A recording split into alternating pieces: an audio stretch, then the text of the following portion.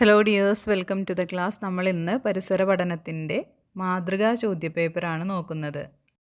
സസ്യങ്ങളും ഭാഗങ്ങളും. മധ്യവേനൽ അവധിക്കു ശേഷം വിദ്യാലയത്തിൽ തിരികെ എത്തിയ കൂട്ടുകാർ ജൈവ വൈവിധ്യ ഉദ്യാനം കണ്ടപ്പോൾ അത്ഭുതപ്പെട്ടു. ധാരാളം പുതിയ സസ്യങ്ങൾ മുളച്ചു വന്നിരിക്കുന്നു. പയർ, ചെമ്പരത്തി, മാവ്, ഇലമുളച്ചി, കറിവേപ്പ്, മുല്ല, കടപ്ലാവ്, തെങ്ങ്, റോസ തുടങ്ങിയ സസ്യങ്ങളാണ് മുളച്ചു വന്നത്. ഏതു ഭാഗത്തു നിന്നായിരിക്കും പുതിയ സസ്യങ്ങൾ മുളച്ചു വന്നിട്ടുണ്ടാവുക? പട്ടികപ്പെടുത്തു.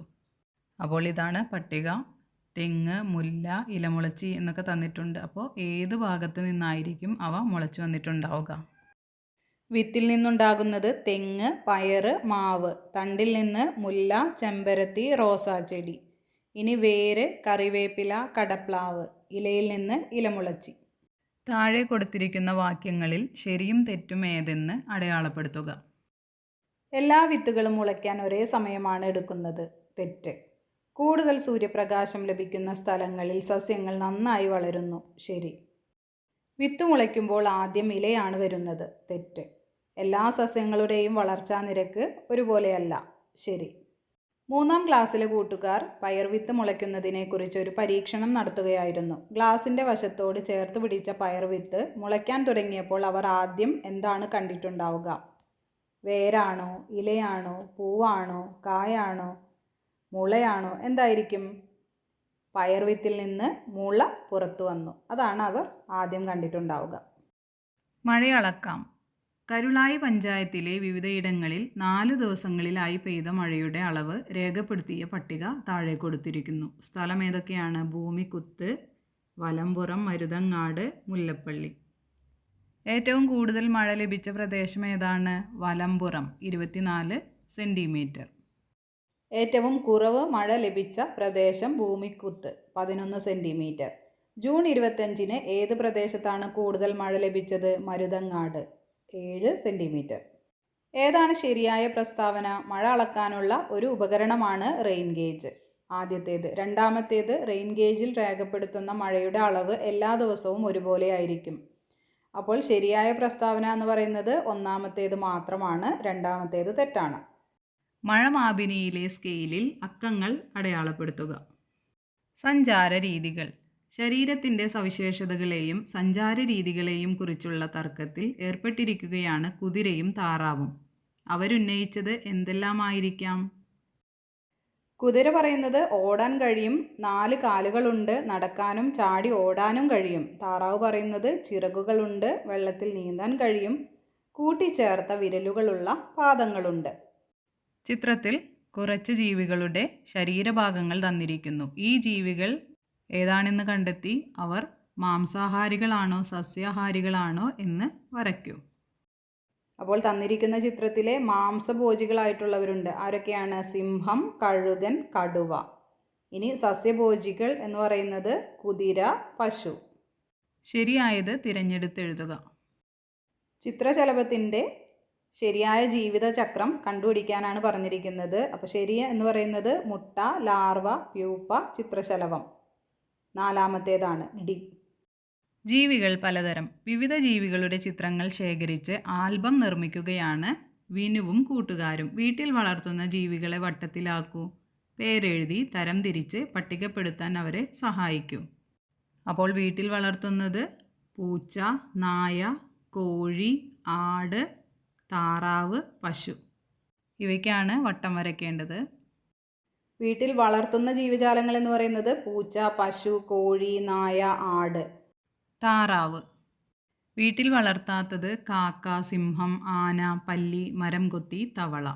നമുക്ക് ചുറ്റും ധാരാളം ജീവികൾ ഉണ്ടല്ലോ. അവയെ ചെറുതിൽ നിന്നും വലുതിലേക്ക് ക്രമീകരിക്കുകയാണെങ്കിൽ താഴെ കൊടുത്തിരിക്കുന്നവയിൽ ശരിയായ ക്രമം ഏതായിരിക്കും?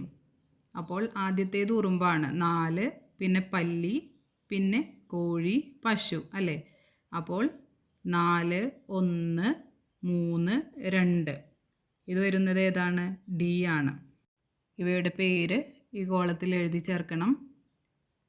മണ്ണിൽ കാണപ്പെടുന്ന ഏതെങ്കിലും ഒരു ജീവിയുടെ പേരെഴുതുക. ഉറുമ്പ്. വിവിധ ഭാഗങ്ങൾ എന്തിന്? സസ്യങ്ങളുടെ വേരുകൾ നമ്മൾ കാണാറില്ലല്ലോ, പിന്നെന്തിനാണവ? സസ്യങ്ങളെ മണ്ണിൽ ഉറപ്പിച്ചു നിർത്തുന്നത് വേരാണ്. സസ്യത്തിൻ്റെ വിവിധ ഭാഗങ്ങൾ തിരിച്ചറിഞ്ഞ് അവയുടെ ധർമ്മം എഴുതുക. ചെടിയുടെ വിവിധ ഭാഗങ്ങളും അവയുടെ ധർമ്മങ്ങളും എഴുതണം. ഇല ആഹാരം നിർമ്മിക്കുന്നു. തണ്ട് വെള്ളവും പോഷകങ്ങളും ചെടിയുടെ വിവിധ ഭാഗങ്ങളിൽ എത്തിക്കുന്നു. വേര് മണ്ണിൽ നിന്നും വെള്ളം വലിച്ചെടുക്കുന്നു. അതുപോലെ തന്നെ ചെടിയെ ഉറപ്പിച്ചു നിർത്തുന്നു. ചിത്രം നിരീക്ഷിച്ച് സസ്യങ്ങൾ കൊണ്ടുള്ള പ്രയോജനങ്ങൾ എഴുതൂ. അപ്പോൾ ആദ്യത്തേത് ജീവികൾക്ക് തണൽ നൽകുന്നു, ഭക്ഷണവും പഴങ്ങളും നൽകുന്നു, പക്ഷികൾക്ക് പാർപ്പിടം ഒരുക്കുന്നു, ആവശ്യമായ ഓക്സിജൻ നൽകുന്നു, വായു ശുദ്ധീകരിക്കുന്നു, മരുന്നുകളും മരത്തടികളും നൽകുന്നു. ഇലകൾ പൂക്കൾക്ക് നിറം നൽകുന്ന പ്രവർത്തനത്തിലാണ് കൂട്ടുകാർ. ഉചിതമായ നിറം നൽകുന്നതിന് നിങ്ങൾക്ക് അവരെ സഹായിക്കാമോ? ഏതൊക്കെയാണ്? താമര, റോസ്, ചെമ്പരത്തി, മുല്ലപ്പൂവ്. പൂക്കൾ തമ്മിൽ ഏതെല്ലാം തരത്തിൽ വ്യത്യാസപ്പെട്ടിരിക്കുന്നു എന്നും എഴുതും. അപ്പോൾ ആദ്യത്തേത് ഒറ്റയായും കൂട്ടമായും കാണപ്പെടുന്നു. പിന്നെ നിറത്തിൽ വ്യത്യസ്ത നിറങ്ങളുണ്ട്. മണത്തിൽ സുഗന്ധമുള്ളവയും ഇല്ലാത്തവയുമുണ്ട്. ആകൃതിയിൽ വ്യത്യസ്ത ആകൃതികളുള്ളതുണ്ട്. വലിപ്പത്തിൽ ചെറുതും വലുതുമുണ്ട്. ശരിയായ പ്രസ്താവന കണ്ടെത്തി രേഖപ്പെടുത്തൂ. 1ഉം 3ഉം പൂക്കുന്ന സസ്യങ്ങളാണ്. 2ഉം 3ഉം പൂക്കാത്ത സസ്യങ്ങളാണ്. 1ഉം 4ഉം പൂക്കാത്ത സസ്യങ്ങളാണ്. 2ഉം 4ഉം പൂക്കുന്ന സസ്യങ്ങളാണ്. തന്നിരിക്കുന്ന ചിത്രത്തിൽ 2ാമത്തെയും 3ാമത്തെയും ചെടികൾ പൂക്കാത്തവയാണ്. ചില ജീവികളുടെ ശരീരഭാഗങ്ങളുടെ ചിത്രങ്ങൾ നൽകിയിരിക്കുന്നു. ജീവി ഏതെന്ന് എഴുതുക. മരം കൊത്തി, മയിൽ, താറാവ്, സീബ്ര. ചേർത്ത് വരയ്ക്കാമോ? കുറച്ച് ജീവികളും അവയുടെ സവിശേഷതകളും തന്നിട്ടുണ്ട്. അപ്പോൾ ഏതൊക്കെയാണ് മാച്ചാകുന്നത് അത് ചേർത്ത് വരയ്ക്കണം. കടൽ കുതിര കുതിരയുടേത് പോലുള്ള തലയുള്ള ജീവി. കടൽ വെള്ളരി വെള്ളരിക്കയുടെ ആകൃതിയുള്ള കടൽ ജീവി. കടൽ മുള്ളൻ പന്നി ശരീരമാസകലം മുള്ളുകളുള്ള പന്ത് പോലുള്ള കടൽ ജീവി. നീലത്തിമിംഗലം ഭൂമിയിലെ ഏറ്റവും വലിയ ജീവി. സഞ്ചാര രീതിയുടെ അടിസ്ഥാനത്തിൽ കൂട്ടത്തിൽ പെടാത്തതിനെ കണ്ടെത്തി ചെയ്യൂ. പശു, പൂച്ച, തവള, കടുവ. ശരിയായ ഉത്തരം സി ആണ്, തവള. കാരണം പശു, പൂച്ച, കടുവ എന്നിവ 4 കാലിൽ നടക്കുന്ന മൃഗങ്ങളാണ്. എന്നാൽ തവള ചാടിയാണ് സഞ്ചരിക്കുന്നത്. താഴെ നൽകിയിരിക്കുന്നവയിൽ വേഗത്തിൽ മുളയ്ക്കുന്ന വിത്ത് ഏതാണ്? ഉത്തരം ചെറുപയർ. വിത്ത് മുളയ്ക്കാൻ ആവശ്യമായ ഘടകങ്ങൾ എന്തെല്ലാം? മണ്ണ്, വെള്ളം, വായു, സൂര്യപ്രകാശം. തന്നിരിക്കുന്നവയിൽ കൂട്ടത്തിൽപ്പെടാത്തത് ഏത്? കാരണം ആട്, കുതിര, മാൻ, സിംഹം. കൂട്ടത്തിൽപ്പെടാത്തത് സിംഹം. കാരണം സിംഹം മാംസബുക്കാണ്. മറ്റു മൃഗങ്ങളെ വേട്ടയാടി തിന്നുന്നു. ബാക്കിയുള്ളവ സസ്യബുക്കുകളാണ്. താറാവ്, തവള, മീൻ, കാക്ക. ഇതിൽ കൂട്ടത്തിൽപ്പെടാത്തത് കാക്ക. കാരണം കാക്കയ്ക്ക് പറക്കാൻ കഴിയും. കരയിലാണ് ജീവിക്കുന്നത്. മറ്റുള്ളവ വെള്ളത്തിലോ വെള്ളത്തിനടുത്തോ ജീവിക്കുന്നവയാണ്. ശരിയായ പ്രസ്താവന കണ്ടെത്തി എഴുതണം. തിമിംഗലം കടലിലെ ഏറ്റവും വലിയ ജീവിയാണ്. ശരിയാണ്. ഒച്ചിന് വേഗത്തിൽ ഓടാൻ കഴിയും. തെറ്റാണ്. കടൽ കുതിരയുടെ തലയ്ക്ക് കുതിരയുടെ തലയുമായി സാദൃശ്യമുണ്ട്. ശരിയാണ്. പല്ലിക്ക് ഇര പിടിക്കാൻ നീളമുള്ള നാക്കുണ്ട്. ശരിയാണ്. അപ്പോൾ ഈ 3 ശരിയായ പ്രസ്താവന. സാധാരണയായി രാത്രിയിൽ വിരിയുന്ന പൂക്കളുടെ സവിശേഷതകൾ എന്തെല്ലാം? നല്ല സുഗന്ധമുണ്ടായിരിക്കും. ഇവയ്ക്ക് മിക്കവാറും വെള്ള നിറമായിരിക്കും. ഇനിയൊരു വിത്തിൻ്റെ ചിത്രം തന്ന് ഭാഗം അടയാളപ്പെടുത്താൻ പറഞ്ഞാൽ മുകളിലേക്ക് വളരുന്ന ഭാഗത്തിനെ പ്രാരംഭമുള എന്ന് പറയും. താഴേക്ക് മണ്ണിലേക്ക് വളരുന്ന ഭാഗം വേര്. അപ്പോൾ അങ്ങനെയാണ് അടയാളപ്പെടുത്തേണ്ടത്. കൊക്ക്, പരുന്ത് എന്നിവയുടെ ചുണ്ടുകൾക്കുള്ള വ്യത്യാസം എന്താണ്? അവ എങ്ങനെയാണ് ഇര പിടിക്കാൻ സഹായിക്കുന്നത്? കൊക്ക് നീളമുള്ളതും കൂർത്തതുമായ ചുണ്ടുകളാണ്. ഇത് വെള്ളത്തിൽ നിന്നും മീനുകളെയും തവളകളെയും കൊത്തിയെടുക്കാൻ സഹായിക്കുന്നു. പരുന്ത് വളഞ്ഞതും ശക്തവുമായ മൂർച്ചയുള്ള ചുണ്ടുകളാണ്. ഇത് ഇരയുടെ മാംസം കീറിപ്പറിച്ച് തിന്നാൻ സഹായിക്കുന്നു. നമ്മൾ കഴിക്കുന്ന ചില ഭക്ഷണ സാധനങ്ങൾ ചെടിയുടെ വേരുകളാണ്. താഴെ പറയുന്നവയിൽ വേരാഹാരമായി ഉപയോഗിക്കുന്ന സസ്യം ഏതാണ്? തക്കാളി, ക്യാരറ്റ്, വെണ്ടക്ക. ഉത്തരം വരുന്നത് ക്യാരറ്റാണ്. ഇതുകൂടാതെ മുള്ളങ്കി, മരച്ചീനി എന്നിവയും വേരുകളാണ്. ഇലകളുടെ പ്രധാന ചുമതലകൾ, ധർമ്മങ്ങൾ എന്തെല്ലാം? സസ്യങ്ങൾക്ക് ആവശ്യമായ ആഹാരം നിർമ്മിക്കുന്നത് ഇലകളാണ്. ഇലകളിലൂടെയാണ് സസ്യങ്ങൾ ശ്വസിക്കുന്നത്. ഇനി ജീവികളും അവയുടെ സഞ്ചാര രീതിയും സഞ്ചരിക്കാൻ സഹായിക്കുന്ന ഭാഗങ്ങളുമാണ്. പാമ്പ് ഇഴയുന്നു ഉദരഭാഗത്തെ ചെതുമ്പലുകൾ ഉപയോഗിച്ച്. മീൻ നീന്തുന്നു. വിട്ടുപോയത് പൂരിപ്പിക്കണം. അതുപോലെ തന്നെ പ്രാവ് പറക്കുന്നു. അതിനെ സഞ്ചരിക്കാൻ സഹായിക്കുന്നത് എഴുതണം. അതുപോലെ കങ്കാരു എങ്ങനെയാണ് സഞ്ചരിക്കുന്നത്? സഞ്ചരിക്കാൻ സഹായിക്കുന്നത് ശക്തമായ പിൻകാലുകളാണ്. മീൻ ചിറകുകളും വാലും ഉപയോഗിച്ച് സഞ്ചരിക്കുന്നു. പ്രാവ് ചിറകുകൾ ഉപയോഗിച്ച് സഞ്ചരിക്കുന്നു. അതുപോലെ തന്നെ കങ്കാരു ചാടുന്നു.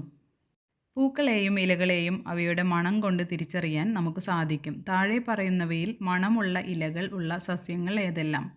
തുളസി, തെച്ചി, കറിവേപ്പില, പ്ലാവ്, പുതിന. മണമുള്ളത് തുളസി, കറിവേപ്പില, പുതിന. ചേരുംപടി ചേർക്കുക. മൈന. മഞ്ഞച്ചുണ്ടും തലയിൽ കറുത്ത തൊപ്പിയുമുണ്ട്. മൂങ്ങ രാത്രിയിൽ മാത്രം പുറത്തിറങ്ങുന്നു. വലിയ കണ്ണുകളുണ്ട്. തത്ത മനുഷ്യരെ പോലെ സംസാരിക്കാൻ പരിശീലിപ്പിക്കാം. പൂക്കളെ അവയുടെ നിറത്തിൻ്റെ അടിസ്ഥാനത്തിൽ തരംതിരിക്കുക. ചെമ്പരത്തി, മുല്ലപ്പൂവ്, നന്ദ്യാർ വട്ടം, തെച്ചി. അതിൽ ചുവപ്പ് നിറമുള്ളവ എന്ന് പറയുന്നത് ചെമ്പരത്തി, തെച്ചി. വെള്ള നിറമുള്ളത് മുല്ലപ്പൂവ്, നന്ദ്യാർ വട്ടം.